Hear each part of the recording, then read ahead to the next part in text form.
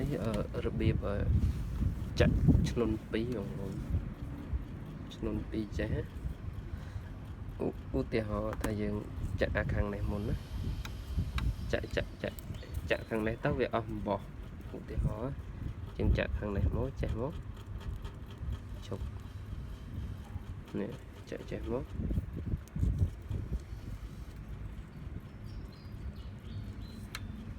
ដល់យើងចង់មកខាងទៀតនេះឆ្នុនយើងមានមកខាងទៀតខាងនេះអញ្ចឹង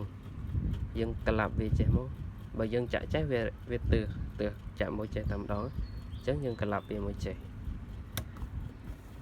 អាហ្នឹងរបៀបចាក់ឆ្នុន2បងប្អូននេះយើងក្លាប់មួយចេះហើយទាញសាច់ស្លាញ់មួយចេះវាមួយចេះមកយើងចាក់មកខាងនេះទៀតអាហ្នឹងកុំឲ្យតំណជន់គ្នាបើថាយើងប្រយឆ្នុន2ប៉ុន្តែប៉ះណាគេតខ្សែអាហ្នឹងតំណក៏សស្អាតនេះឃើញអត់យើងចាក់មកខាងនេះមកកុំឲ្យតំណវាជន់គ្នានេះចេះមកយើងចាក់បានដូចគ្នាបងប្អូនឆ្នុន2អាហ្នឹងរបៀបចាក់ឆ្នុន2ដូចថាចាក់ខាងនោះទៅវាអស់ខ្សែអំបោះអញ្ចឹងនៅខ្សែអំបោះខាងនេះរឿងច្រើនទៅបងប្អូនអាចចាក់ខាងនេះមកតង់ទៀតរហូតដល់អស់អំបោះសងខាងឬក៏បងប្អូនចង់តខាងនោះទុបអំបោះខាងនេះកុំឲ្យមានតំណច្រើនណារបៀបចាក់ស្នាញ់កុំឲ្យមានតំណច្រើនបើសិនអ្នកខ្លះគេតខ្សែយកតាមម្ដងហ្នឹង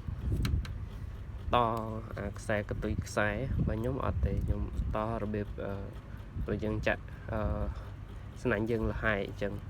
ហើយយើងតអំបោះហើយពេលយើងចាក់អំបោះអស់ក្នុងវីដេអូផ្សេងខ្ញុំប្រាប់របៀបតអំបោះខ្ញុំនេះចាក់រហូតដល់លក្ខណៈអាតំណយើងកន្លែងនេះយើងចុះពីកន្លែងនេះចុះពីកន្លែងនេះកន្លែងនេះទៅកុំឲ្យវាជន់សាញ់បោះគ្នា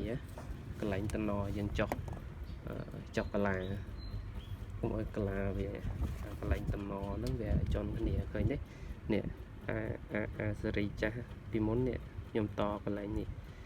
ពេលចុះពីកន្លែងជូននេះចុះពីកន្លែងនេះទៅខ្ញុំចាក់ឃើញអត់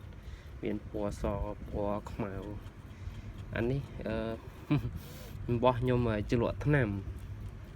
ជ្រលក់តកោអានេះទឹកតកោខ្ញុំយកមកចាក់មើលចាក់វាស្រួលរបស់វាទន់ល្អតែសំណាញ់នេះដល់ខ្ញុំធ្វើរួចខ្ញុំជ្រលក់ពណ៌ដែរទៅបងប្អូនជ្រលក់ពណ៌ឲ្យវាស្អាតបងវាស្រួលសាច់វារាំងរឹងតកោដល់វាជប់ស្រះជប់អីទៅវាស្រួលដោះសាច់វាវីដេអូមានតែប៉ុណ្្នឹងរបៀបចាក់ឲ្យឆ្នុន2សងខាងចេះឃើញអត់ទៅយើងបានធម្មតាចេះមានអីទេវីដេអូមានតែប៉ុណ្្នឹងបងប្អូន